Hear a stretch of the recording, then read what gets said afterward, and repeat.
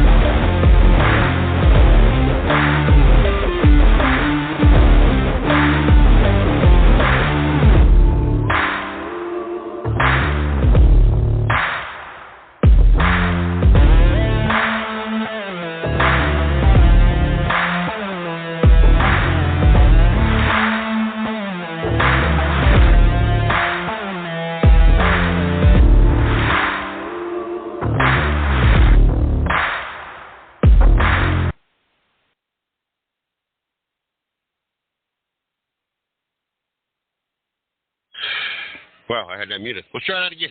I want to welcome everybody to the Nation Sports Show. I am your host, Mr. CJ Sports. Glad to be here on this hump day. Sorry, it's been a long day. Been up since 3 o'clock this morning. As a matter of fact, for some reason, a different ringtone from our alarm went off this morning, and I didn't know it was already 3:15. Thought someone was calling from the job. Thought something happened to one of my employees, and I jumped out of that bed before I realized it was actually my alarm clock. But glad to be here on this hump day. Glad to be here in the Carolina Sports Plus studio. Glad to have my co-host with me. It's going to be a great show. Got a lot of things to jump into. A lot of football to talk about. A lot of things just to get caught up on. So let's go ahead and get Mario in the studio. Mario, how are you doing tonight? Man, I'm doing good. Glad to be in the studio tonight. Talk about sports and do what we do, you know what I mean? Tell you what. I know we had Jay Spearman on last week to talk some NBA. I didn't realize we was already there for preseason. Just like I didn't know that we was already, I think yesterday, the day before, was kickoff of the NHL season. Tell you what, it's there's a lot going on in the sports world right now. Yes, it is. All right, let's do the usual. Go ahead and let them know where they can find you, website, social media, where you're at, what you got going on with the Carolina Sports Plus. All right, that'll work. You can like us on Facebook and Instagram at Carolina Sports Plus, also on YouTube. We got a lot of good things going on starting tomorrow till Saturday. Carolina Sports Plus will be at the Moore County Regional Fair in North Carolina. So you can also check us out as far as merchandise-wise at carolinasportsplus.com. Like I said, we got a lot of good things going on. Moore County, is that in Carthage? Is that where that's at? Is that yes. little field out there on the left-hand side? Yes, it is. There you go. Gotcha. I like Moore County. I like Carthage. I like Cameron. I lived there for a while right outside. I say outside, right outside Cameron. Actually, it's a little far ways outside of Cameron. It's actually just more so a Cameron address. Lived closer to 87 than I actually lived in Cameron. But I love the kind of the downtown historical part of Carthage, and loved some Cameron as well. I'm always like going into the little town of Cameron where you cross over the railroad tracks, a little mom-pop gas station on the right-hand side, a couple little coin-collecting antique places right there, and kind of go on your way. Did the drive-by? Did you ever drive by the Hardy's house, the Hardy Boys house? No, I sure haven't. I sure didn't. I did that once. Interesting. They have like two metal. They used to. I don't know if they still do. You're talking many years ago at this point. It was still early on when I lived there. So you're looking probably at least 15 years ago. This. I know they had like two huge statues made out of like metal and stuff. It was some odd stuff out there. But love that area. So hopefully, is that fair a big fair? Is there a big turnout on that? I don't think I ever got to go to that. I'm not too for sure, but it kind of happened at the last minute. To be honest with you, I got in contact with them. I sent them a message on Facebook, and and this morning they hit me back this morning, and the fair started actually yesterday, but they said I could come on out and finish the last couple of days of the fair, and I told them I'll be out there tomorrow to rock and roll. That works. That works for me. Make sure you guys check us out at the 110 Nation Sports Radio Network.com. You guys can catch all our shows, all our blogs, show schedules, videos, you name it. You guys can catch it over there.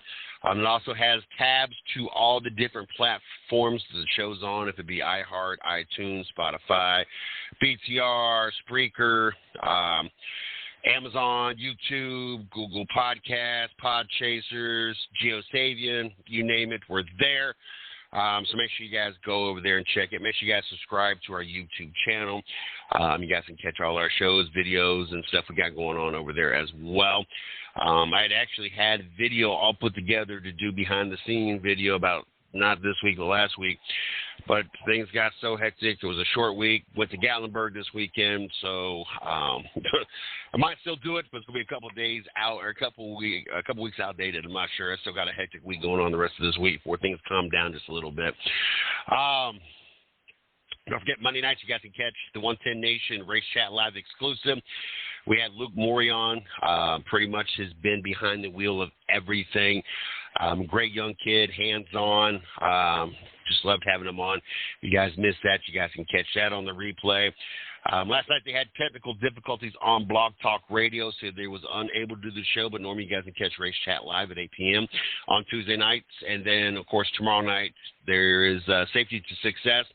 Jared Hudson hosts the show on there. He usually has a couple guests on, either drivers, track promoters, vendors, safety people, whatever the case may be. Great show. As a matter of fact, it's the most listened to show on the 110 Nation Sports Radio Network. We are creeping ever so closely to taking that spot. So you guys keep tuning into the 110 Nation Sports Show, and we greatly appreciate that. Mario. Where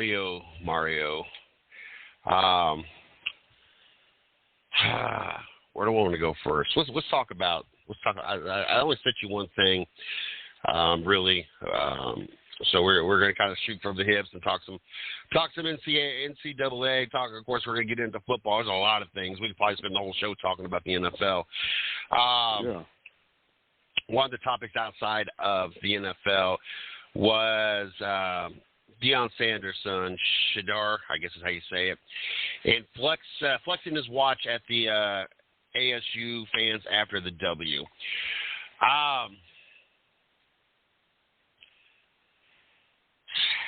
I don't know how I feel about this, Mario. You came back late to win that game. It wasn't like you just dominated that game. And you've not really beat anybody still. Like, the last 2 weeks were very rough because you played actually two good teams. I don't know. I mean, it's come to be expected. This is Deion Sanders' kid. So it doesn't surprise me, but I'm not a big fan of it. Like, you've not, to me, and I could be wrong, but you've really not solidified to be at that point. If you would have beat USC or you would have won 2 weeks ago against Oregon, I could see maybe that being a thing. But the fact that you really got dominated by two teams that you really needed to win against, two teams that really kind of are the measuring stick, especially out west. I don't know. You beat Arizona State late. It was only 27-24. And you beat a Nebraska team that, let's be honest, everybody in the Big Ten beats the Nebraska team. You beat Colorado State, I honestly, until I knew of the Colorado Buffalo, I never heard of Colorado State. Mainly because I don't watch or listen to a bunch of out west teams, but that's here or there. It's not a team you really recognize or the coach or anything until he ran his mouth and it became a game. But let's talk about the Oregon USC game when you lost 6-42 or you lost 41-48. Granted, that USC game was close, but you didn't win the games, the big games, and so now you're down at the end flexing your watch to the students to Arizona State. Like I don't know. So next week when you beat not next week, because I think US or UCLA might be a pretty good, decent team. What are your thoughts on that, Mario? Like I don't know. I'm not quite feeling it. Okay. It's a different time in football. Deion Sanders is his dad. So all the extra vibe, the extra little, swag gets, a little bit higher. You know what I mean? They got their YouTube channel jumping for Colorado. And like you said, they beat an Arizona State team that was currently just 1-4. You know what I'm saying? So I kind of feel like it's a little bit unnecessary, honestly. Even though I do want them to do good, but it's sometimes it's much. Sometimes I feel like it needs to be turned down. In certain situations, you know what I mean. I understand every win is a big win, and I want to win every game that we play, which is totally understandable. But it's getting, I want to say, getting out of hand. I want to see young kids have fun. I want to see them make their money. I want to see them do all the necessary things. You understand what I'm saying? But the gamesmanship, playing a 1-4 team, you know what I mean? It does seem a little extra at times. We love the speeches, we love the video, but it does seem extra at times. So there's never, and to the point, I don't to this day don't necessarily feel that one hit on Hunter was necessarily a dirty play or anything. I don't think there was bad intentions. I just think it was a little late and hit him in a place that caused some injury. But it's doing the things that we've seen with the whole watch thing that causes those kind of reactions, like the pregame fights and the unnecessary hits. Like, where is the humbleness? Like, now, if you would have done that, you would have beat Oregon or you would have beat USC. You know what? Do your thing. You beat two teams. You beat two good teams, one of the teams that don't matter. But you're beating Arizona State, a 1-4 team. Like, be humble about your win. Don't go doing all that, because then when you play your next tough opponent and they do something because they saw you do something, God, hey, man, that man flexing. He beat nobody, but he flexing. So we better than them. We going to flex harder. Like, all you're doing is setting yourself up for conflict, unnecessary stupidity. Like, I don't know. Like, one of the best celebrations, one of the most respected people I respect in the NFL is Barry Sanders. Like, he got a touchdown, he handed the ball to the ref and went on his business. Like, he knew he was good. He was one of the best running backs ever to play the game. He didn't have to sit there and flex and do this and do that. And, like, like I said, I would have no issue with it if you actually beat the two teams you really need to beat, or even one of them.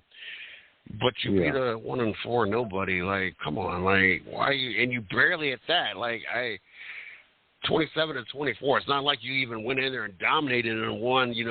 Wasn't like a Miami Dolphin beat down 70 to something, and that's what it should have been. If you feeling that good about yourself, and Deion's feeling that good about that team, then this should have been a much better turnout for the Colorado Buffaloes in this game. But you know what? That might not even top the cherry this weekend. Imagine, like, being up, what, about a minute in the game? And imagine all you had to do was just take a knee. Yeah. And you win. Yeah, you won the game. Weren't they even top 5 still at that point in time? Like, all you had to do was take a knee. Yeah, undefeated. Yep. Mm-hmm. And instead, you run the football. And what happens? Yeah. You fumble the football. Mm-hmm. And there was like, what was it, under a minute left at that point in time by the time Georgia Tech got on the field? 80 yards later, Miami loses. Mm-hmm. Like, that could possibly be one of the worst coaching decisions ever in college or probably in any sport. Yeah, ever. What was your thoughts when you saw, this has been a rough week. So, like, I worked late on Thursday, got up first thing Friday, got off the job about 9 o'clock, got on the road about 10 o'clock, and I was in the mountains in Gatlinburg until we got back late Sunday night. So I'm trying to watch all these pieces and put things together and watch different highlights. What was your, I was like, oh, my God, what did I do? What highlight? What just happened? What was your thoughts when you sat there and watched what just unfolded for Miami and what could have kept them in contention, in serious contention in the ACC? Now you take a big hit because not only are you not undefeated, which most of these years you can only have at worst 1 loss. 2 losses is probably not going to get you into the big bowl game. But not only that, you took an L on a weak ACC team. You took a conference loss. Not against Carolina, who's playing good this year. Not against Duke, who's playing good this year. You took an L against Georgia Tech, so you lost a conference game. You are 0-1 in the ACC due to Georgia Tech. Not due to North Carolina, who's 5-0, 2-0 in the ACC. Not against Louisville, who is 6-0. We're going to talk about that as well. And 6-0, but they say it must be 3-0 in the ACC, or 3-0 in the ACC, because where I'm looking at, they have it as 3-0 at home, and I think it's supposed to see, because every other one talks about the conference, and it looks, I think they had a typo on that. Or not even against Duke, who I think must have the week off because I haven't seen them playing. Is Duke still undefeated as well? No. No. They lost to Notre Dame. So you're essentially tied to Duke, and not due to Duke in the conference. Yeah. No, they're 1-0. They took the L, but they're actually lesser in the conference because Duke is still 1-0 in the conference with a 4-1 record. So here you are sitting in the bottom of the ACC. I mean, technically, you're 0-1. You got a couple 0-2 teams due to Georgia Tech, not to Louisville, Florida State, Tar Heels, or Blue. The Blue. There we go. Duke Blue Devils, who, okay, if you took a loss to them, even as incredibly insane as that play was, or that call was, and it cost you the game, I would be more willing to accept, okay, you went 0-1, but you lost to one of the top 4 teams in the conference. And okay, it's kind of I'm not going to say to be expected, but we was expecting a tight battle. And you knew that there's a possibility you were going to lose to the Tar Heels, or you could lose definitely to the Florida State Seminoles. But instead, you took an L to the Georgia Tech Yellow Jackets, and now you still got to play some of these other teams that now is going to make it almost virtually impossible for you to take the ACC. That's the tougher part for me. Not the stupidity of the play, not the fact that they cost you the game, but because you lost to a conference game to a lesser team, a team that I don't know if they've ever made a legitimate playoff, Georgia Tech. I'd have to go through the history. That's the part that is a harder harder loss for me, or harder part to swallow on this loss. What was your thoughts going through this? We'll go with that first. What was your thoughts on that play? It was a very bad decision on the head coach, the coaching staff in general. You know what I mean? Where's that person? Where's the assistant coach that can buzz in his ear and say, "Coach, we need you to kneel the ball"? Or where's the head coach telling the offensive coordinator, "Why are you not running? Why are you running the ball? We kneel the ball here." You get what I'm saying? And then you think about, of course, them losing to Georgia Tech is really bad. You know what I mean? That right there alone is worse. But being able to win the game, and then it trickles down to the athletes. You know what I'm saying? The athletes that got to get up at 4 o'clock in the morning, hear these speeches, hear these stories, and hear, you know, how we need to practice and how we need to do well. And you can't even, you know, just kneel the ball, coach. You understand what I'm saying? So now the players are down, the seniors.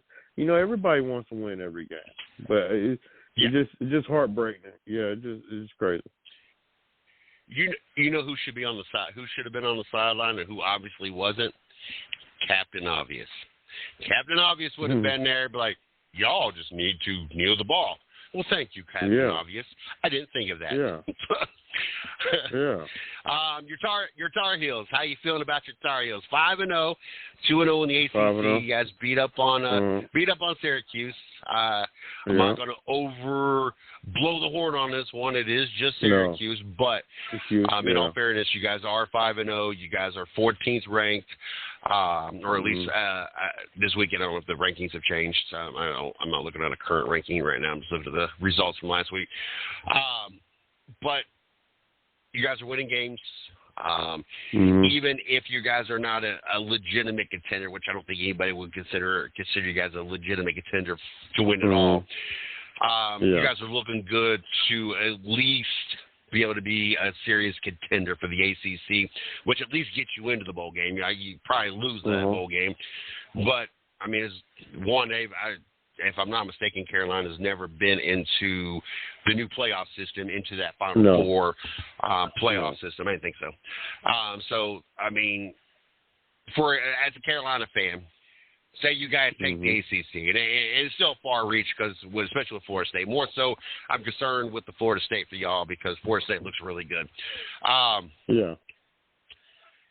If you guys say you guys end up taking the ACC, you guys find a way to get yourself into that one of those 4 bowl bids, but you lose.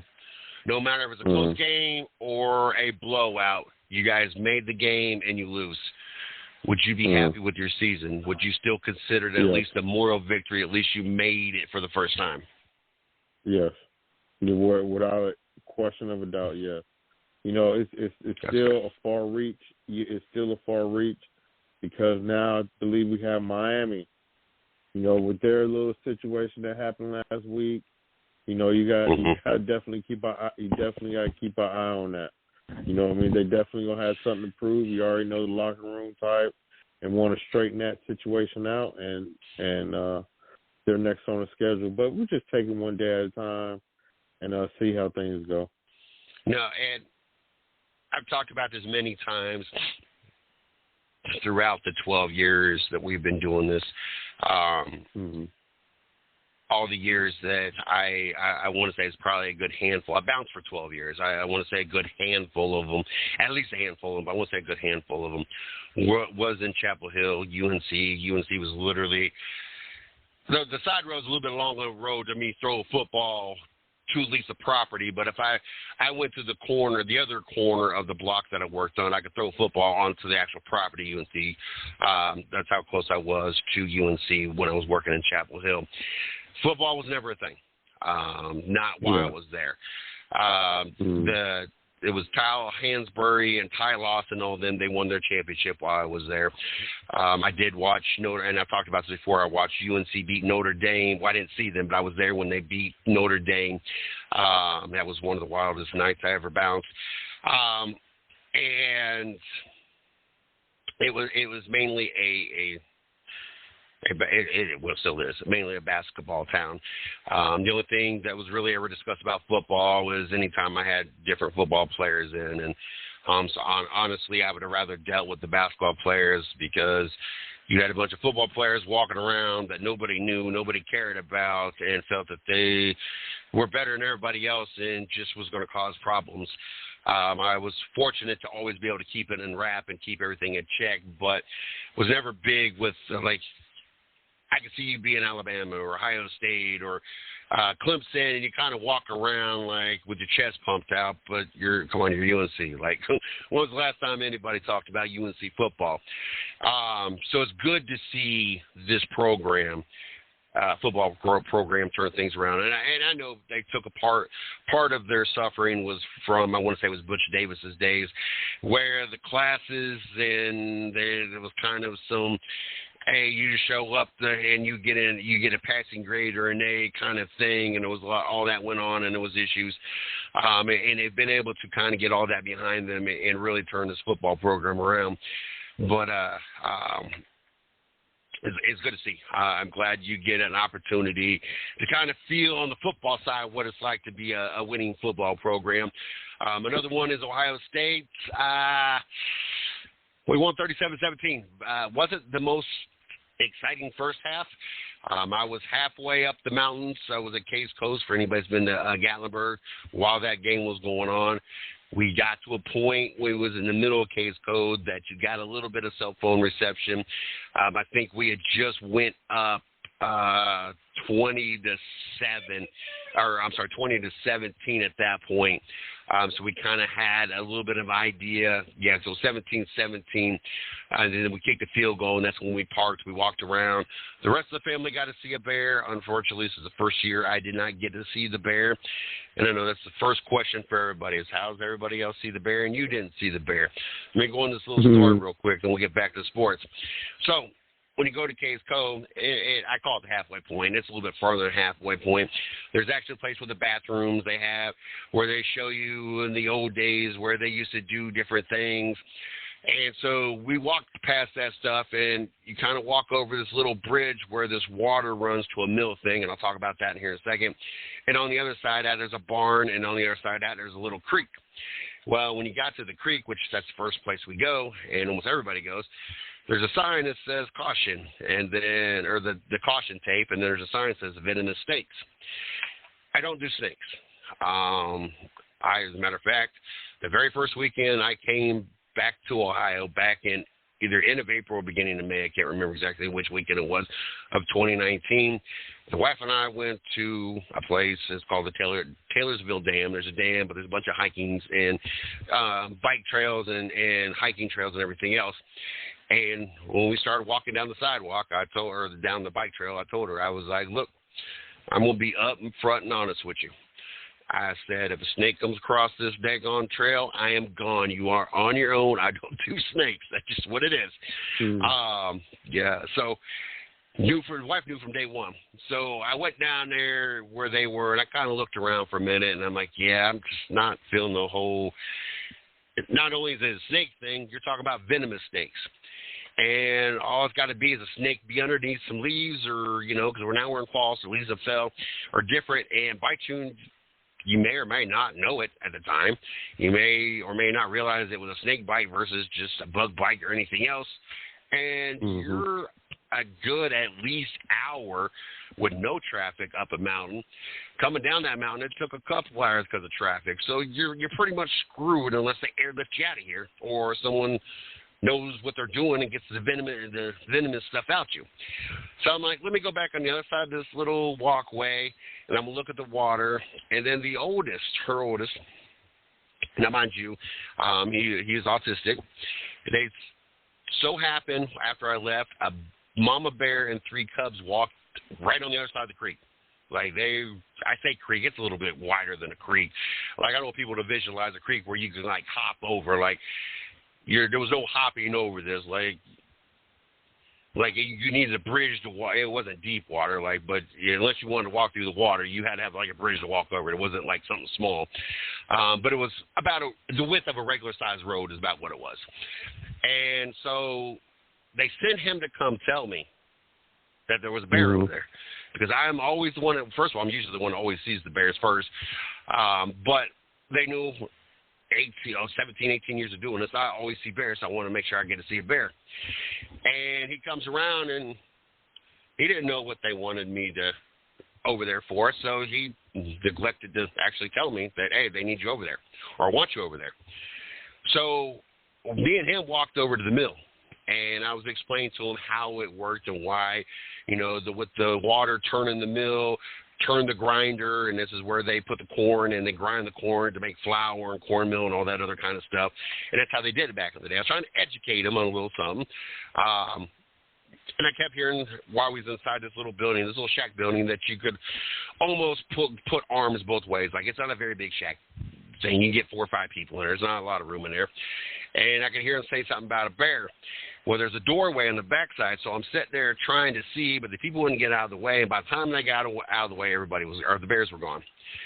So I went back outside, and I was like, well, maybe we can see him still walking. And then the rest of the family's coming. So I thought, you don't miss it. So being the youngest, we won't walk in the woods, which probably wasn't the brightest idea. But at that point, I didn't care about the venomous snake no more. I'd rather take my chance with fighting a bear versus being bit by a venomous snake. So me and him go walking through the woods for about a good 10, 15 minutes before I finally gave up. But that's how everybody saw the bear, and I didn't see the bear.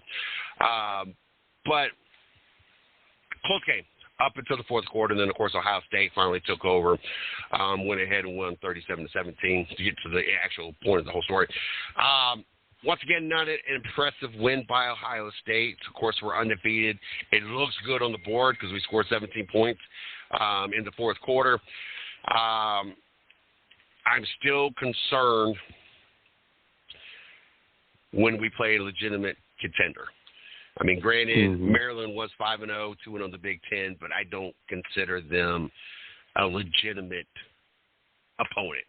It's not your Michigan, who's ranked number 2, and it's not your Penn State, who is still, I think, in the top 10.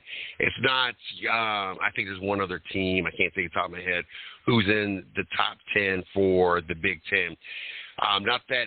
Not that Maryland's a bad team, not that Maryland doesn't have good seasons, because they do, and they've been ranked. I just don't. To me, they're not a threat. The crazy thing to me when it comes to Maryland, I am more scared as a Buckeye fan of Indiana, who it seems we struggle every year, and they might have beat us once in the last handful or 2 handfuls a year. I can't remember, but I'm more scared when we play Indiana, who I feel is about the same kind of caliber team, than I am when we play Maryland. I don't know why, but Indiana, and usually it's this weekend, the same week we go to Gatlinburg, because usually I got to spend my Saturday when I'm supposed to be enjoying Gatlinburg worried and trying to catch highlights because Ohio State doesn't beat up on Indiana like I feel they should and not have to worry about it. But anyway, Ohio State gave us a win. We continue on. I don't know. I'm really concerned. Michigan looking good. They 2-0 or 6-0, ranked number 2. They got past the whole Harbaugh suspension. So you ain't, now you're kind of cruising. I don't know. I'm just not big. Another big game was the Louisville game. And this, to me, and we talked about this on the show, what happens if Notre Dame loses again? What happens if Notre Dame is what I say, and now that win that we had against Notre Dame or have against Notre Dame doesn't look as impressive? As a matter of fact, as this keeps going, as close as that game was, now it actually kind of hurts you because you barely beat a team that now has lost to Louisville, has lost to, I forget who the other opponent that was, they lost, or it was. And now we still got 3 more games. So how many more times is Notre Dame going to lose? It doesn't. That was my big concern, because now that quality of win is not as good. But any other things from this weekend, Mario, stick out to you in college football? Wins, headlines, anything?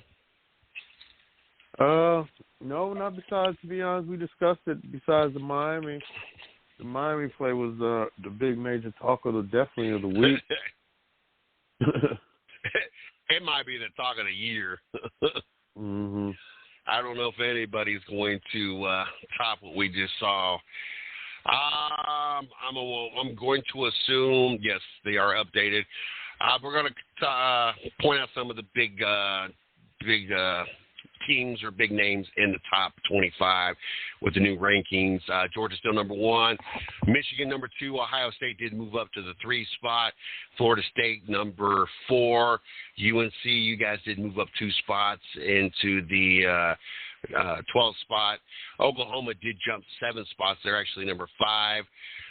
Texas with the L, they dropped 6 spots. Louisville, with that win over Notre Dame, did move up 11 spots to the 14th ranked spot. Any other ones that stick out? Notre Dame did drop down 11 spots with that loss to the 21st spot. I was trying to say Duke 17th. You guys got a lot of teams up there this year in the ACC. It's kind of impressive. We're not used to seeing so many teams out the ACC. Nope. In the top 25, you got Florida State, UNC, Louisville, Duke. Seems like I saw Miami. So you guys got a nice little party going on. Of course, Big Ten's got Michigan at 2nd, Ohio State at 3rd, Penn State at 6th. I don't know if there was any other. No, all ours are up towards the top that are in there. I know we play Penn State still, and we play Michigan. As much as I don't like either one of those teams, and I wish what I wish, I'm actually honestly glad that both of them are in the top 6. I hope both of them stay in the top 6. Even more so, I hope maybe even Penn State moves up to make these quality wins, as long as we win, of course, make them a better quality of win so we can help our strength of schedule, because that Notre Dame thing's now just going to hurt us. So those are the top 25, the big notables out of the top 25. I don't think anything really yet. And UCLA, this weekend UCLA is ranked. They weren't previously ranked. I didn't think they were ranked before. So now this game for Colorado goes against a ranked team. So we'll see what Colorado can do. It's kind of misleading because they're ranked. So, if Colorado wins, they beat a ranked team, but they just got in there. And a lot of it's got to do with the fact that Miami dropped 8 spots, Kentucky dropped 4 spots, Notre Dame dropped 11 spots, Washington State dropped 6 spots. There's a no-ranked team that was in there before, Kansas, who's now slid up in there. There's some things that factor to why UCLA is even in the top 25 at the 18th spot. But at least now you're playing a little bit better of a quality team. We'll see if Colorado can do something with that.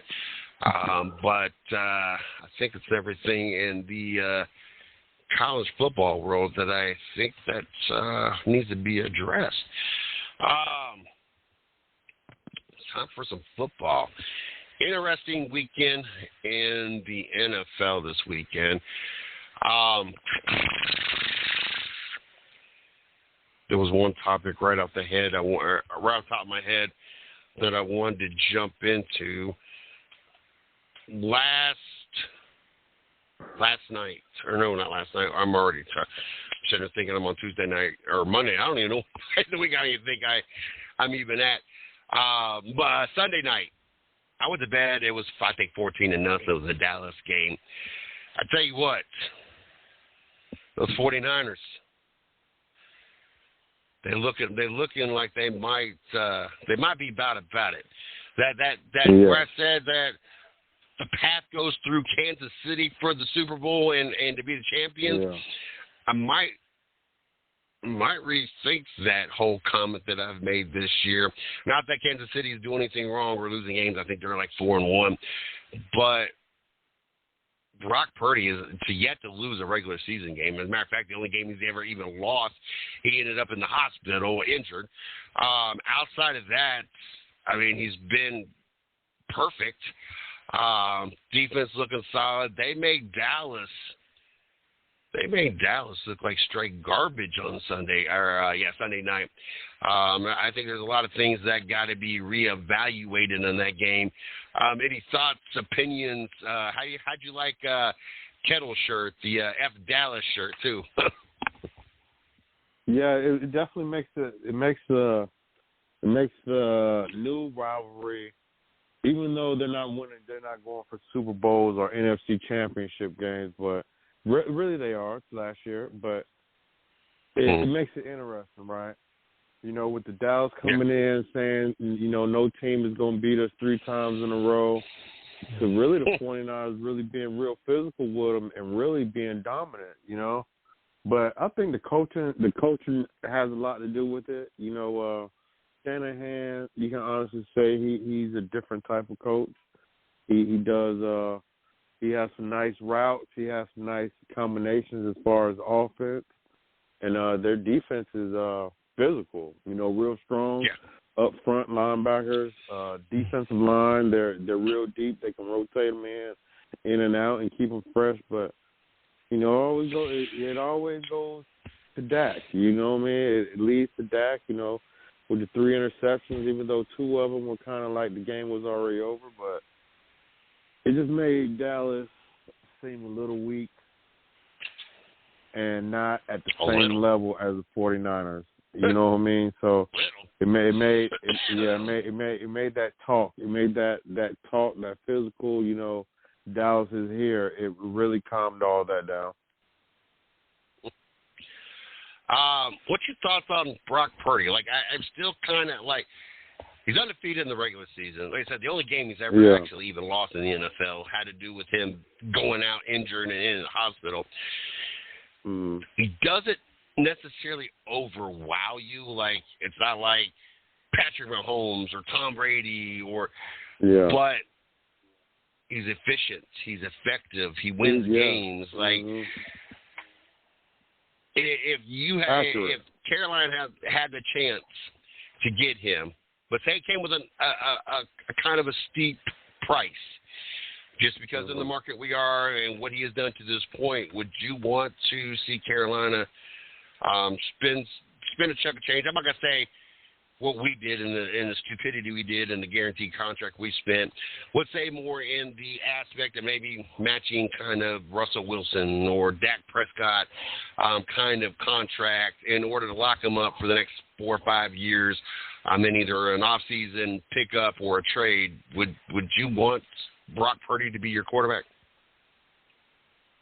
I mean, if he's playing how he's playing now, it wouldn't be a problem. You know, I would say but you know, we got a whole bunch of situations going on, overpaying and might be giving away a number 1 pick to the Bears. You know, which is Bryce Young's situation, but he's definitely, I can honestly say, he's definitely looking good. You know, he fits the scheme of the 49ers. I would say that. You know, they use him good. They got good weapons. You know, they got good receivers. They got good tight ends, and they got good running backs with a good offensive line. So he has a good situation going on over there. You can say that much. I saw a meme this weekend clowning because the fact that there was a team out there that had Christian McCaffrey and DJ Moore on the same team, and decided to get rid of both of them, and both of them are playing pretty good. So saw that, thought that was entertaining. Well, speaking of which, Carolina, what's your thoughts on your team? What's the what do you think they need to do? You know how it is when you're losing. You know what I mean? When you're losing, there's going to be a whole lot of speculation coming out. Who wanted who? The owner wanted Bryce Young. The head coach wanted Stroud. You know, so just the rumbles in the locker room. You know, losing. You know, Burns, his contract.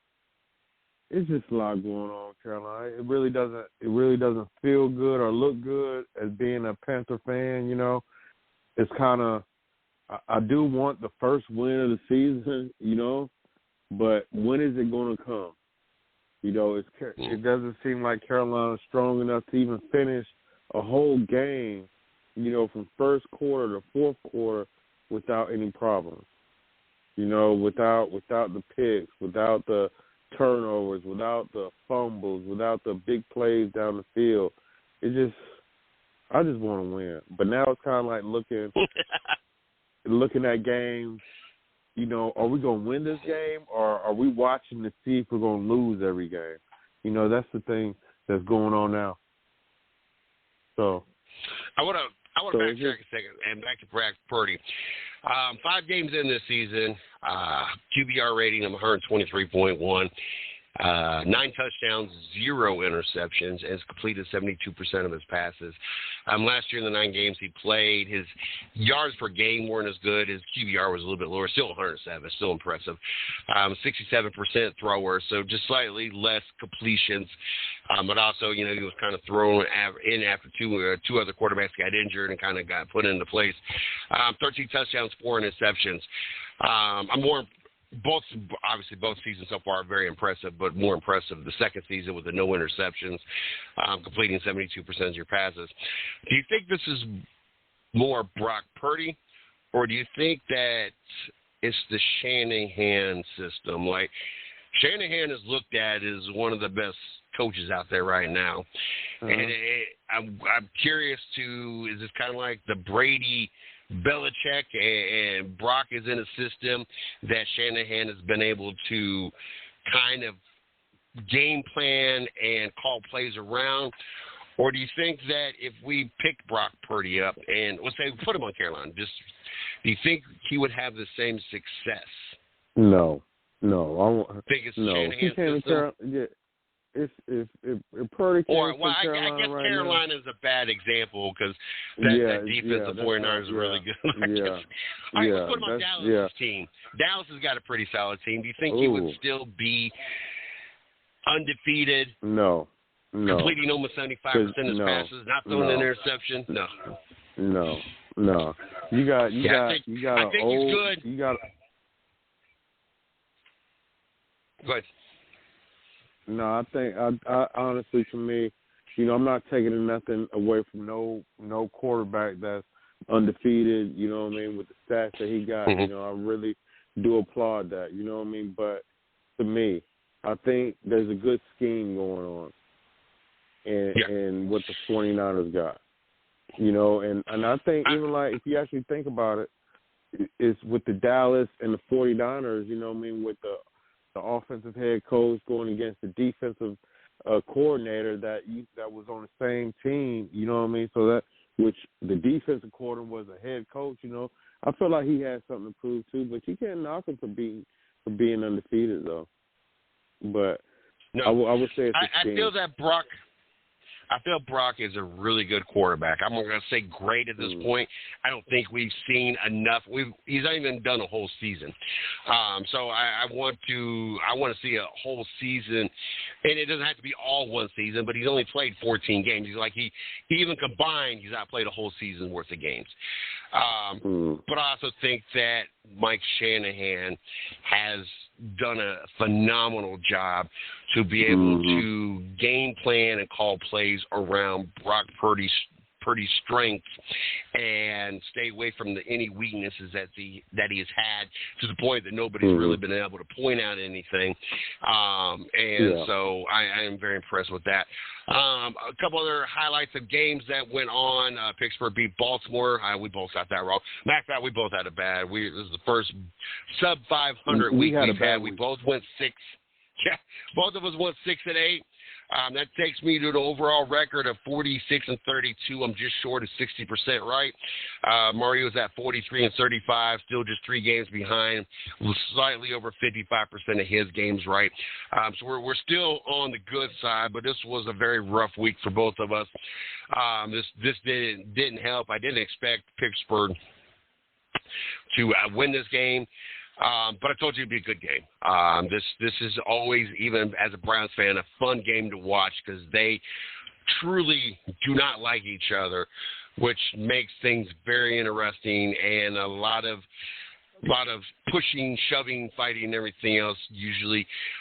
So always a good game, a fun game to watch. Indianapolis over Tennessee, didn't see that coming as well. I think both of us got that one wrong as well. Houston them losing to Atlanta, really thought that Houston had found something. Stroud's been very good. Not that they've been great, but as a team, but they are better than I thought they were better than Atlanta. You thought they were better than Atlanta. That didn't happen. Detroit, unfortunately for Carolina, but Detroit's been a legitimate team this year. 4-1, looked very good. You finally came over on my side and picked against Carolina for once. Got you a W. No surprise, Philadelphia over the Rams. I was surprised. You picked Cincinnati. This was one I got wrong. I picked Arizona. I think it was more a surprise. I guess the win didn't surprise me, even though I picked the wrong team. I think the gap, I figured it'd be at least a closer game, maybe a 23-20 or 24-29 or 34-20. Another good one, Jets. Even without Aaron Rodgers, when Aaron Rodgers was before he got hurt, this game was circled because of the trash talking. I think we all kind of steered away from it. Didn't think much of it because you got Zach Wilson out there, who has really not looked good, and the Denver coming off the win. We thought it would just go the Denver direction. You picked Denver, I picked Denver. That's not what happened with Zach Wilson behind there. The Jets was able to win at 31-21, and things seem to be horribly falling apart for Denver. Kansas City, no surprise, we got both that. We both got that right. We both got the 49ers over the Dallas right. Green Bay and Vegas.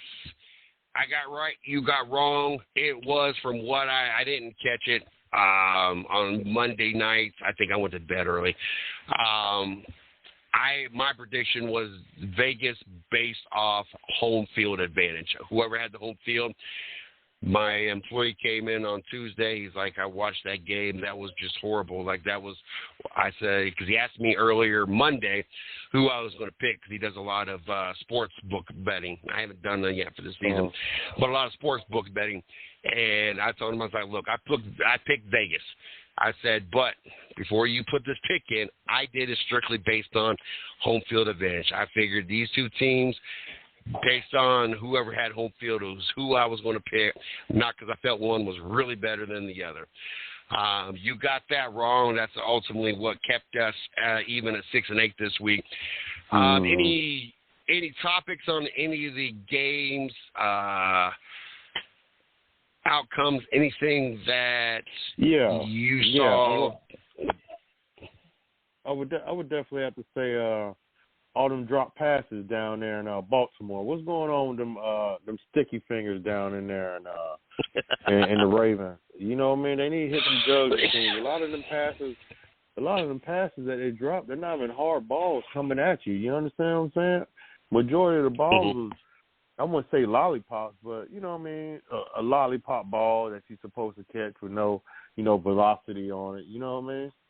But it did have something to do with the outcome, even though Jackson threw his second interception in that game. That really turned the game around.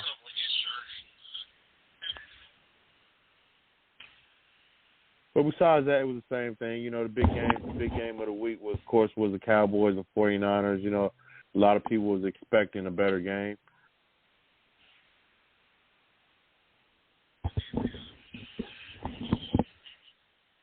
All right, Mario. Hold on one second. Mario, I got to take this as a work real quick. Okay. Talk about something real quick. So I can take care of this real quick. Oh, yeah. Yeah, most definitely. I would like to give a shout out to Michael Williams Jr. He got a big fight coming up October 21st in Fayetteville at the Crown Complex down here in Fayetteville, fighting for a title. There's a lot of good boxers on the card. Shout out to Pink Panther. He's also going to be fighting. Ain't nothing like seeing Maurice Coleman fight.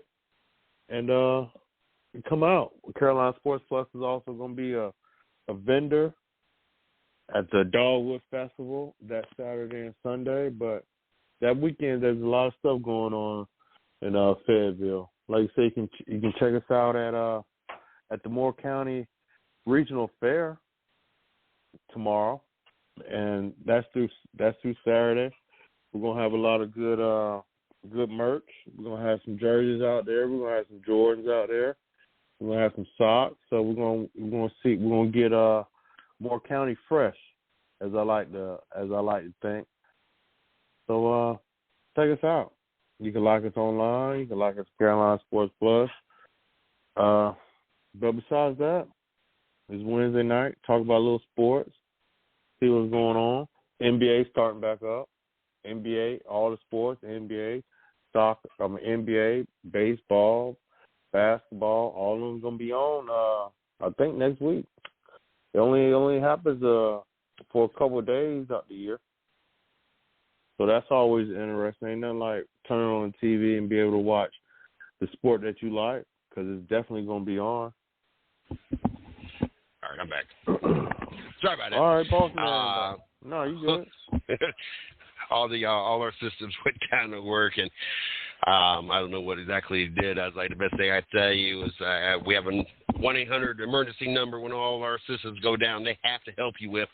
Luckily, we have the what we call them smart checkouts, but self-checkout things, so you're not completely down. You just can't do EBT online tickets, which sucks for all those. And damn, I forgot to play the daggone lottery again, and I knew I was going to forget again. But you can't play those things on them. But luckily, we got a lottery vending machine, so if you're really hard up to play lottery, there's a vending machine you can play the lottery on. But anyway, let's get into our picks. Yeah, it's already 9 o'clock. It seems like every time I turn around, then we got to rush through these picks because it's already 9 o'clock. Oh, It's crazy to me. Yeah. Let's get into these picks. Oh, lordy. We'll start off the gate. We got tomorrow night. This one's probably going to be a walk in the park, and who we're picking. We got Denver at Kansas City. You got Denver, who's falling apart. You got Kansas City, who is arguably the best team. You might have an argument on Miami. It's quickly Miami wins. It's amazing how quick Miami gets one loss and everybody jumps off Miami being the best team. They won again, 4-1. Got Kansas City in 4-1. Miami looks really good. I think Kansas City is the better of the two teams, but everybody just kind of all of a sudden is like looks at it like Kansas City is this clear-cut favorite of the best team in the AFC, and I don't necessarily feel that way. I think there's just a slight advantage of Kansas City over Miami at this point. But Denver falling apart, I don't think anybody in this God Green's earth, but maybe other than John Elway or the most dedicated of dedicated Bronco fans, are going to pick the Broncos over Kansas City. I got Kansas City. Who are you going with? I'm gonna go ahead. I'm riding that bus with you. I'm on that. I'm on that Kansas City. This pick becomes more interesting, especially after we watch the performance and the outcome of the Baltimore-Pittsburgh game, and that is Tennessee is home against the Baltimore Ravens. You are first. Who you got? I'm gonna go ahead and say it was just a little minor slip up, and hopefully them boys gonna catch the ball this week. I'm gonna go Baltimore. I am 99% confident at this point that from November 6th through November 20th, roughly, I will actually be in Tennessee. The company I work for, Circle K, bought out another company I've never heard of, Mako, something I don't even know. We bought about 120 stores in the Memphis area, and so they're wanting veteran store managers to go and help be part of the conversion, the transition over from their company to our company. Policies, not to run the stores or be managers per se, but be there as support and kind of show them the Circle K way and everything else. So I get an opportunity here to hang out in the Memphis area. And I mean, one of the other store managers I've talked, I have never been to Nashville. So, and me and her actually went to, my wife and I and her husband when we went to Cancun for being the best of the best. We all got to hang out and everything else. I'm really cool with this manager. So we talked about one day we're going to go to Nashville and one day we're going to go see Memphis because I've never seen Nashville and both of us have never seen Memphis. So I'm going to get an opportunity to see this part of Tennessee that I've never got to see part of. People tell me I'm not going to be impressed with Memphis because of the crime rate and everything else going on there. So we're Be careful. Yeah. So not the greatest of areas as of right now. Because they're going to put us in hotels and everything, and I'm going to assume I'm going to be in a hotel by myself. I don't know how all it's going to play out, or if they're going to book me up with another guy. But I'm hoping so because my plans are for us to still do our shows this 2 weeks. I don't plan on missing any shows. I'm supposed to be in my own, or, be in the hotel, so I'm going to take the laptop and everything else. But more specific to this game, Baltimore is a good team. Yes, they are. I'm not gonna call it a catch-up game. I'm gonna pull a little bit farther away from your game because I think at home, I think both these teams are good teams. I think they both have had their slip-ups. I think the Cleveland went in there and punched them in the mouth. I think our defense is a lot better. I think it caught him off guard, though. I think Deshaun Watson had his – well, I know he did. He had his best game as a Cleveland Brown. I think it was kind of unexpected. After the Nick Chubb thing, they weren't expecting us to come with any kind of run, anything. And then our defense. They should have known better, the defense, because at that point in time, we were the best defense in the NFL. I don't think much changed on that. I still think we're one of the best teams in defenses in the NFL. And so I think that they were kind of caught off guard. They turned around, bounced back, beat Cincinnati. I think both these teams are good teams. I think if it was Baltimore, I'd go with Baltimore. It's kind of the same but different with that Vegas Green Bay. Both those teams to me just suck. I picked who had home field. I think both of these teams are good. I'm not going to say very good or great, but I think both these teams are good. Therefore, it's home field advantage for me. I'm going with Tennessee. Maybe pad my lead a little bit there. Next game on the list, and this is going to be an interesting one, especially since Washington lost that I didn't expect to lose to start off the week against Chicago, and Atlanta was able to pull off the win that I wasn't expecting to win over Houston. But we got Washington in Atlanta. This is one of those where I'm not going to say they both suck, but I'm not going to say they're both good. I think they're kind of both. They're finding their way. There's a lot of changes. I think they're just kind of mediocre teams still working on putting things together. Atlanta with a young rookie quarterback, Washington with their changes. I'm going to go with home field advantages as well on this one. I'm going to go with the Atlanta Falcons. Oh, man. It's kind of like a game like this is kind of like a coin flip, to be honest. You understand what I'm saying? Mm-hmm. But I see you really digging the home field advantage talk. But I know I need to catch up, because it is kind of like a competition. Who can have the best record, and I do need to catch up. It is a competition. It's not like a competition. It is a competition. I can dig it. I'm a very competitive person.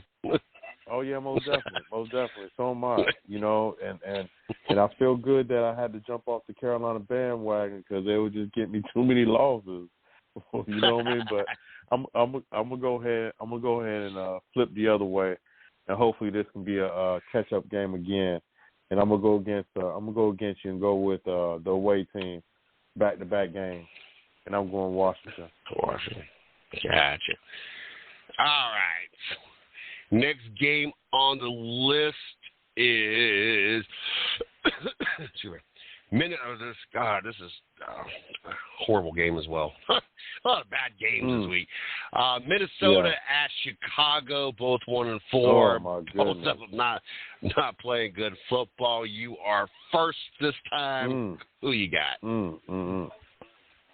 With Chicago playing the way they did, and then you got Jefferson gone on IR, is the team fading away? Is Kirk Cousins, the trade talk is going to be for real?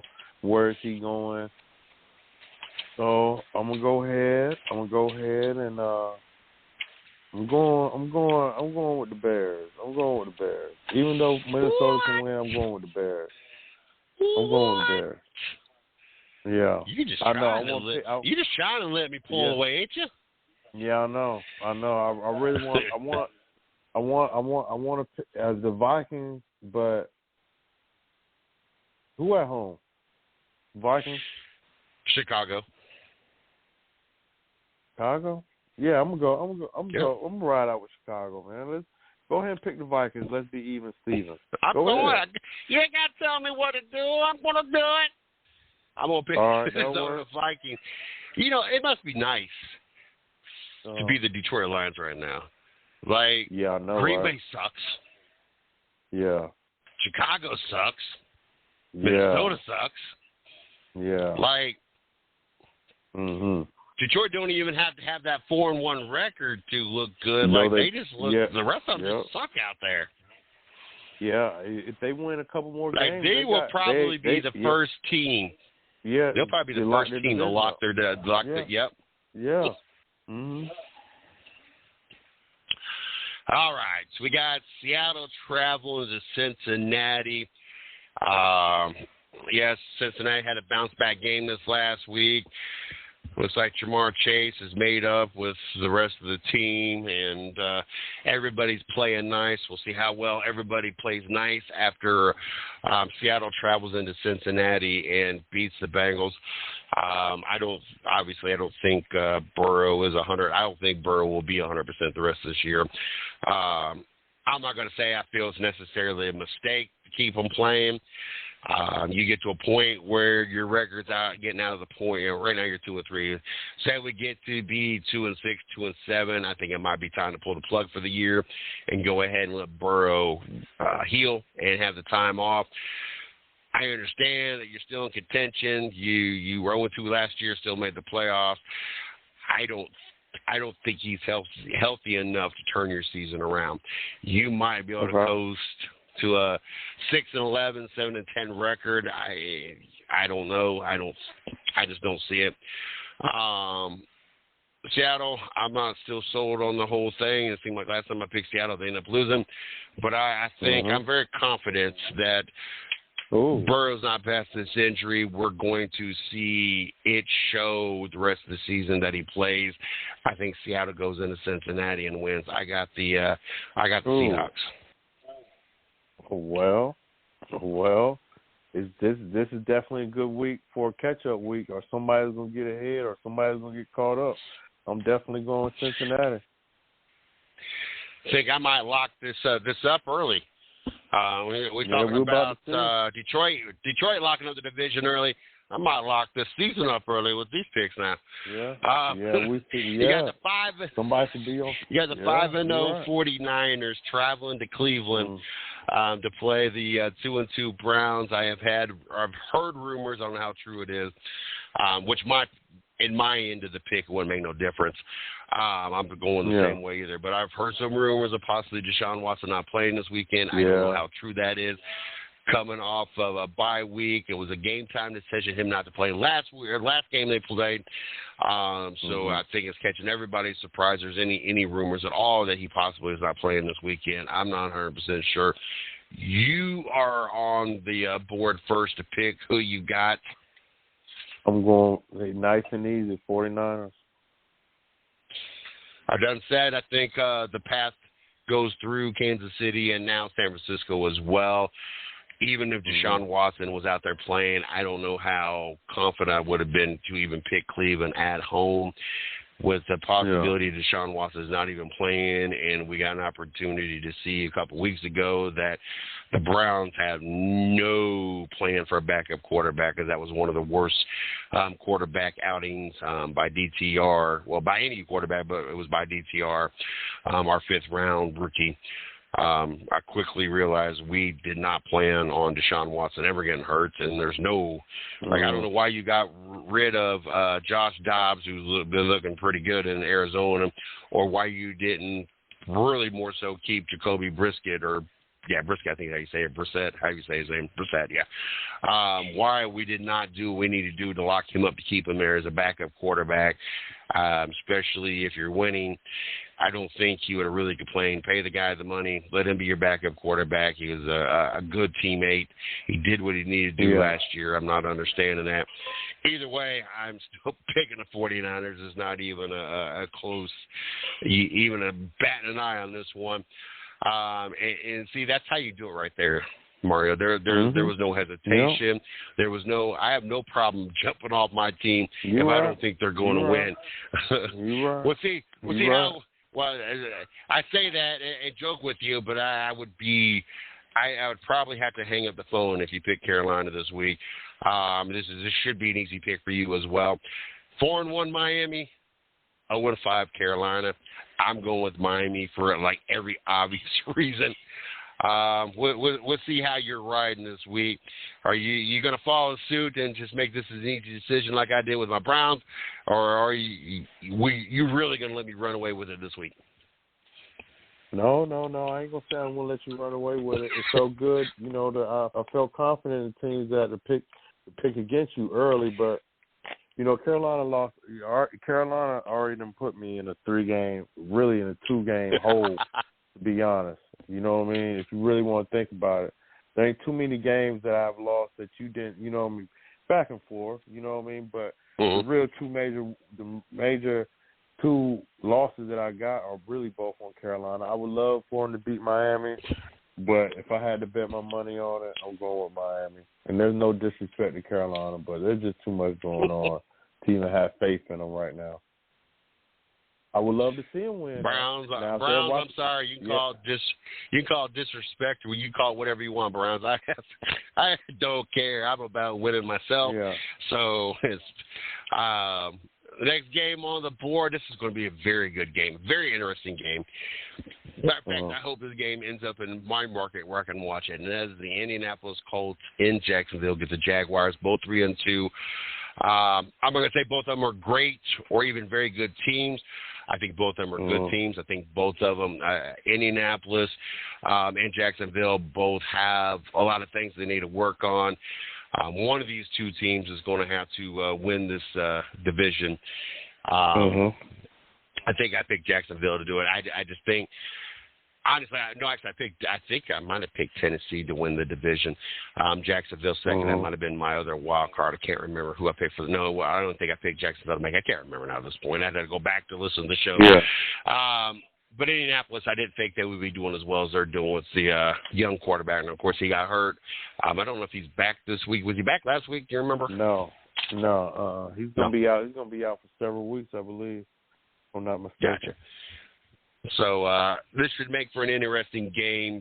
Minshew, Trevor Lawrence. Lawrence coming off a win overseas. And this brought, I say overseas, but London, I may seem like he went to war or something overseas. This was something that was brought up on First Things First. Your thoughts? Jacksonville had the opportunity to be there for a couple weeks, so they were adjusted to didn't have the jet lag, basically had time to kind of adjust to everything, already be there, no travel and everything else. Buffalo didn't get there until 2 days before the game, which was kind of their doing. They could have left a little bit early, but still would have had jet lag, still would have been adjusting.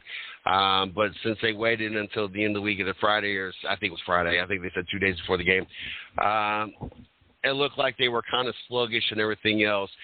Do you think that had to do with Buffalo showing up just a couple of days before the game? Does it give Jacksonville? Do you feel Jacksonville put themselves at least at an advantage? Yeah. I think it is a good advantage if you're there if you're there Monday, Tuesday. I mean, especially if you're there Tuesday, Monday, Tuesday. Yeah. You know what I mean? Already getting used to the time difference. You're already in the atmosphere. You know, there's no rush. Everything's already taken care of. You know, so it's kind of like a normal week. So when the game time comes, you're not rushing. Everything is already in place. So I think a lot of teams are going to go that route. You know what I mean? Go ahead and get a feel for overseas and have a good time.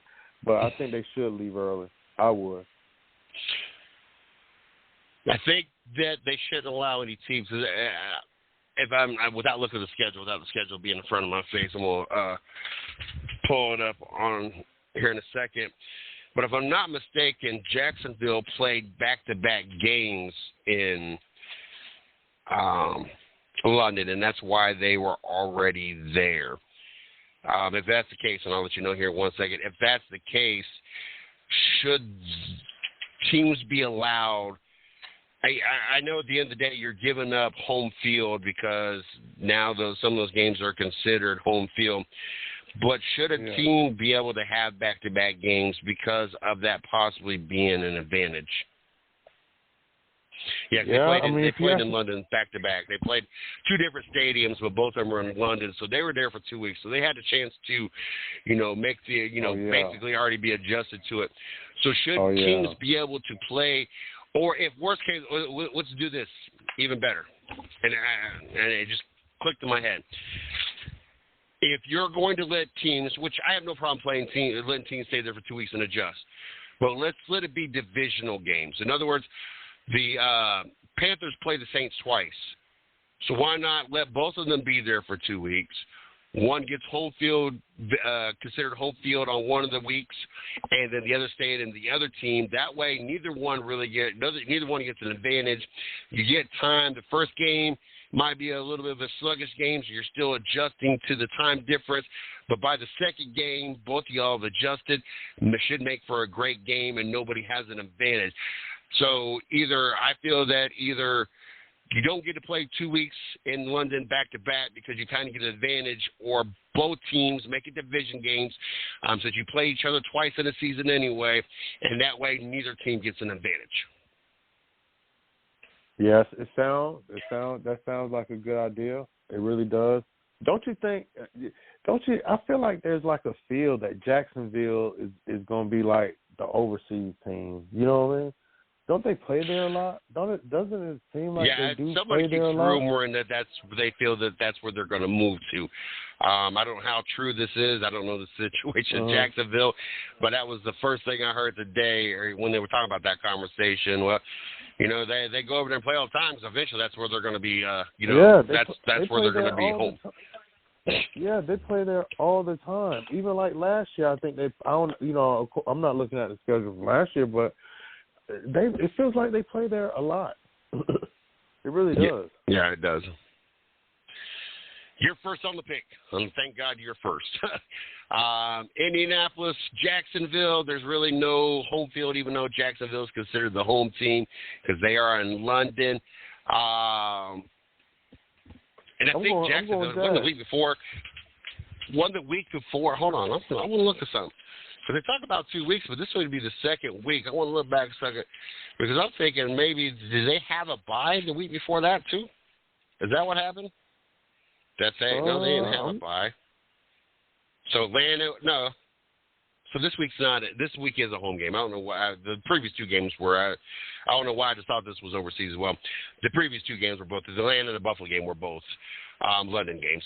I was thinking, well, damn, that would make like 3 weeks in a row they're there, but they were there 2 weeks in a row. Buffalo was that second game, which everybody's giving them the saying that they had advantage because they were 2 weeks.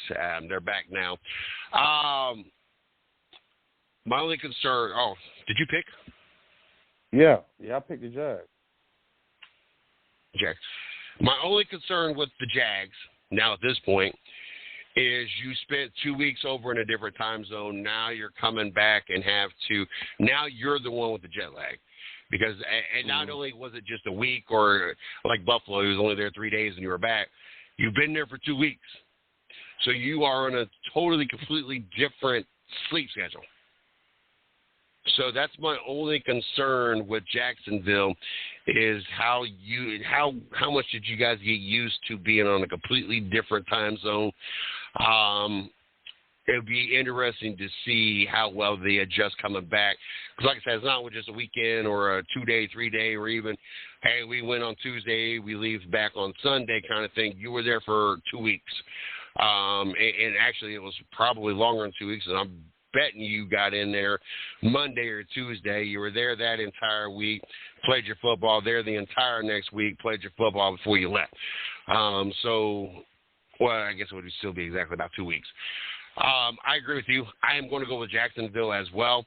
I think they're just a better team, but that's my big focal point, or what I'm curious to see, is how well after 2 weeks do you adjust being back versus it just being a weekend trip or a couple, 3 or 4 or 5 day trip.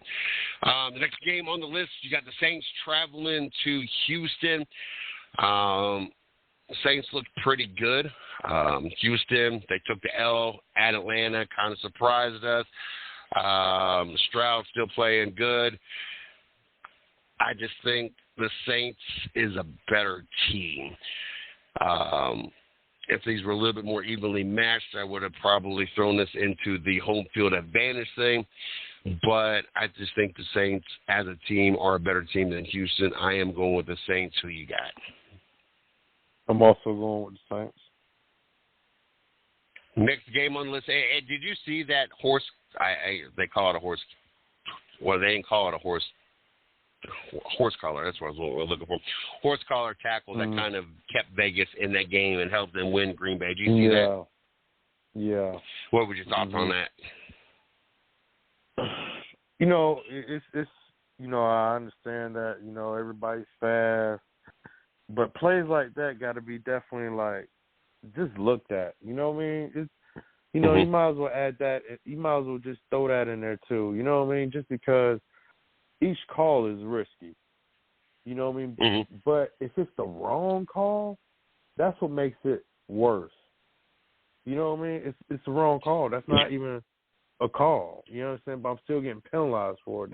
That don't even sound right. You should be able to fix that. But that's the way I look at it. New England travels into Vegas. I just thought about when I wanted to talk about it earlier, and then we got talking about something else, and I was going to bring it up then. But since we're back on the Vegas team, we got New England traveling to Las Vegas, in Vegas. Patriots 1-4, Vegas 2-3. Who you got?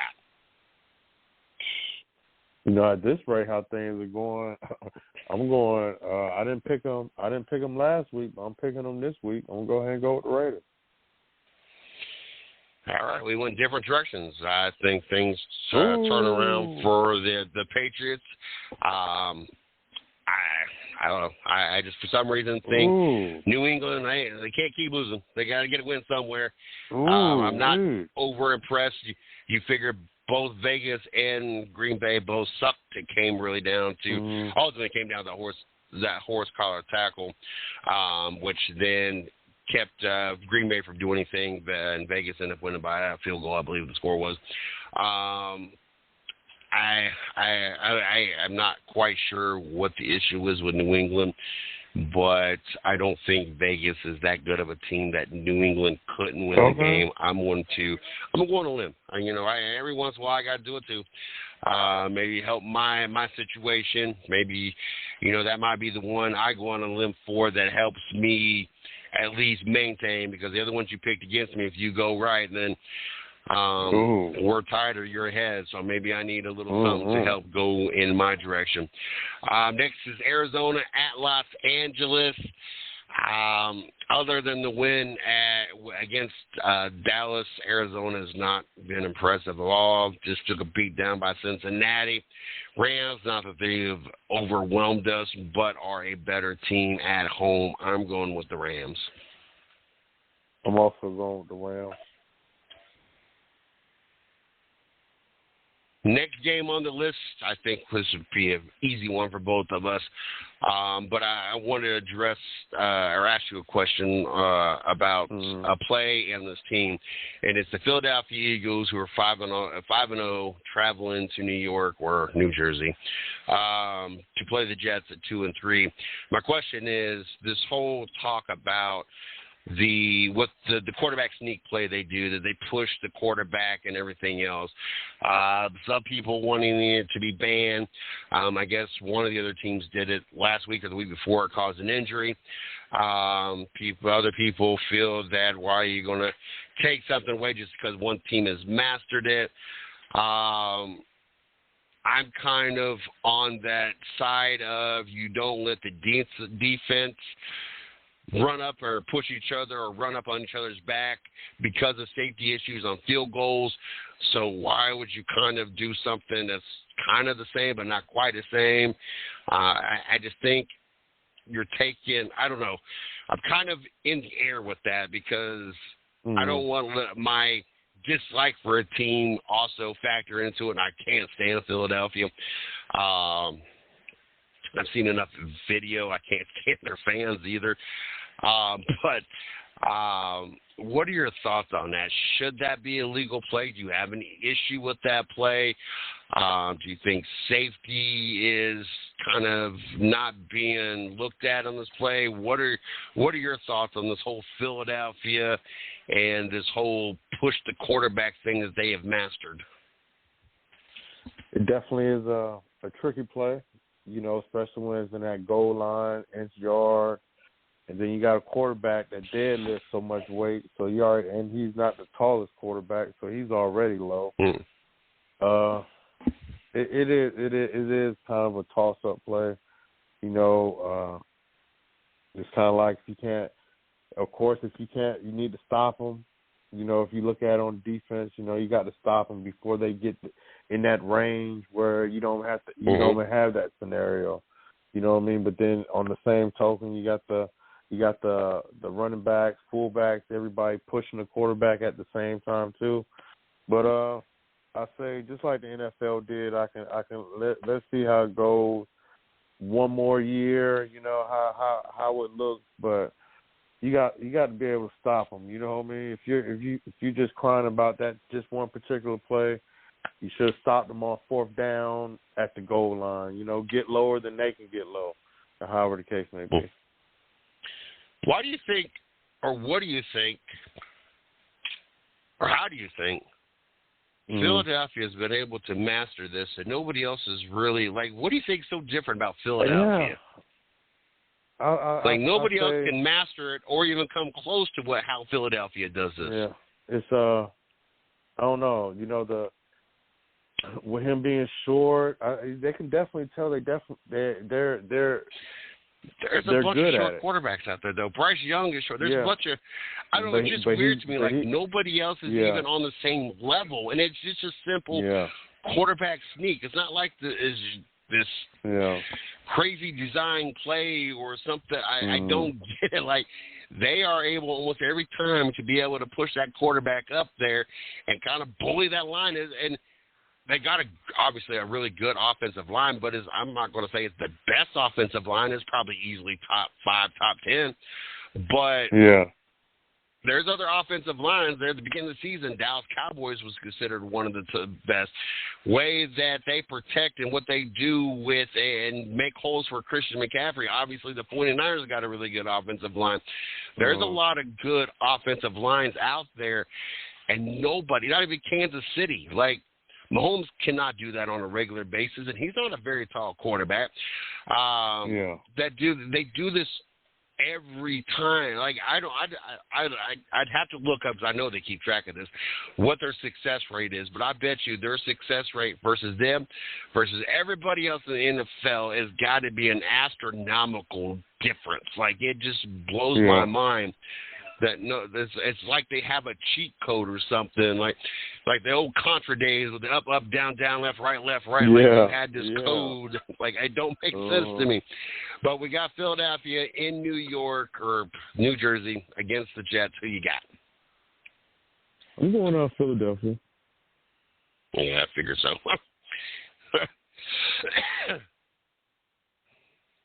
I can see Zach Wilson being Denver. I can't see Zach Wilson beating Philadelphia.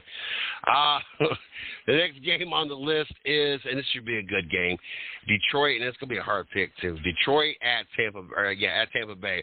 The issue with it is, what Baker Mayfield do we get? Do we get the 3-0 part of this 3-1 Baker Mayfield, or you get that 0-1 part of Baker Mayfield that wasn't so hot? Detroit, like we talked about at the beginning of the season, or beginning of the show, or beginning of our picks anyway, could be the quickest team to lock in their playoff because the rest of their division sucks. Also, being 4-1 and being a really good team helps their case. this is one I feel both these teams are really good. I feel both these teams are going to make I was be willing to bet both these teams are going to make the playoffs, especially since out in the North, I don't think that turned out the way we thought it was going to turn out. I think we were expecting the Saints to be a little bit better. Tampa Bay, not Tampa Bay, Atlanta is where we thought they were going to be. I think Carolina we expected a little bit better. You probably more so than me. I don't think I had them finishing last, but I don't think I had them much better in Atlanta, but below the other two teams. I think New Orleans is the one that kind of really threw me off there. I think at this point, this is Tampa Bay's division to lose. If they continue playing the way they're playing, they're going to be in the playoffs. This one, with both these teams being as good as they are, plus Tampa Bay used to playing outside more than Detroit, with the dome and everything, I like Tampa Bay better at this one with the home field, open field, nice weather. Detroit has no advantage. I feel that the dome kind of gives advantage to the dome teams because you got not only do you have your crowd, but there's no other factors. At least at Tampa Bay, they're used to their weather. They're used to the conditions. They know how their field flows with the open field and everything. And like I said, as long as they play like the 3-win Tampa Bay team part of this, there's no doubt that they can beat Detroit. I just hope that lost part of Tampa Bay doesn't show up because I'm going with the Bucks. Oh, okay. Well, somebody's going to be up and somebody's going to be down. I'm going with the line. It's a good week All right, you. We got 2 weeks there, 2 games left. You're first on this one. We got the 1-4 Giants traveling to New York to play the Buffalo Bills with a 3-2 record. Who you got? We go ahead and go with them Bills.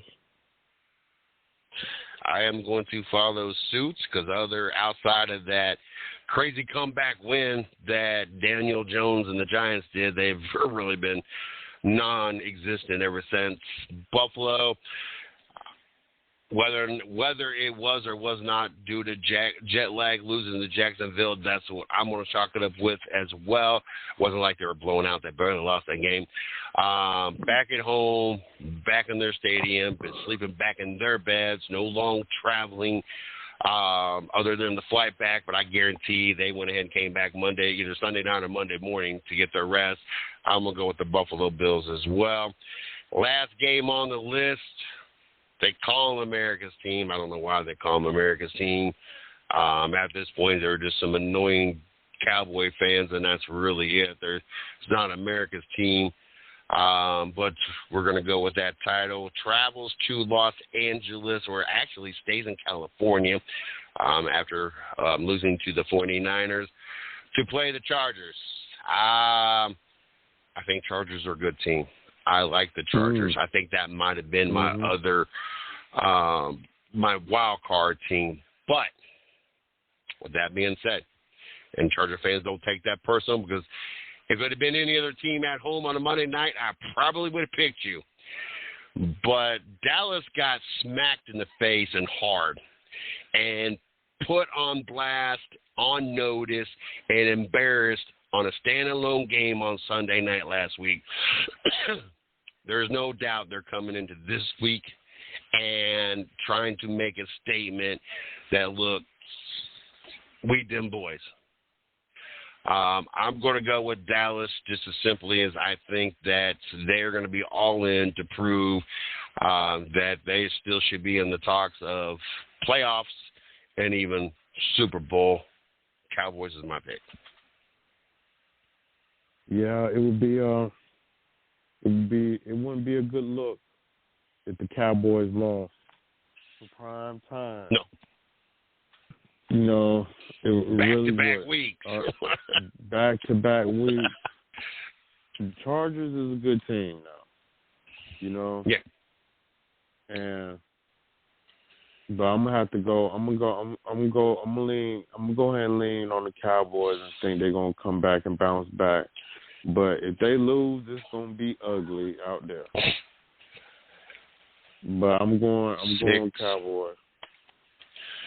I'll tell you what, Mario, this is going to be an interesting week because we have 6 different picks. We've never had a week. Yeah. We've had so many different picks. So this is going to possibly, now watch what will end up happening is we'll split and each win 3 of those games and all that for nothing, and we still at the same place we are. Or this could make or break our season. This could take me to a 9-game advantage, or this could put you up 3 games and me trying to chase you back down. But either way, that's our picks for this week. Mario, go ahead and let them know where they can find you, website, social media-wise, fair-wise, all those whatnots, and we'll get things wrapped up. All right, that works. You can catch Carolina Sports Plus on Instagram, Facebook, and YouTube. You can catch us online at carolinasportsplus.com. And you can also, if you're out in the Moore County area in North Carolina, we will be at the fair starting tomorrow through Saturday. So if you're in that area, just come check us out and see what we got to offer. Don't forget, you guys could check out our shows, our blogs, our show schedules, marketing partners, all that, and all the links to all the different platforms our podcasts are on over at the 110 Nation Sports Radio Network.com. Or you can just Google on all the platforms you listen to podcast on, if it's iHeartRadio, iTunes, Spotify, Amazon, YouTube, Google Podcasts, Podchasers, BTR, Spreaker. Just Google the 110 Nation or the 110 Nation Sports. You'll be able to pull that up. Follow us. I want to thank everybody that is helping us continue to grow. It's been a phenomenal run. This is probably out of 12 years, this has been my favorite by far year. There is so much that we are doing, so much we are learning, so much we are trying to expand on. One of those would be our YouTube channel. Make sure you guys subscribe over there. Help us continue to grow our YouTube presence so we can continue to grow. Like us on Facebook, the 110 Nation Sports. Follow us on Twitter at 110 Nation. Instagram, _110_Nation. Monday nights, the 110 Nation Race Chat Live exclusive. Chris, Yellow Caution Flag, Creighton, and myself sit down, interview. Usually have drivers on, but interview an athlete or a crew member or track promoter, anything or anybody. All of them to this point have been drivers. We had a phenomenal show Monday.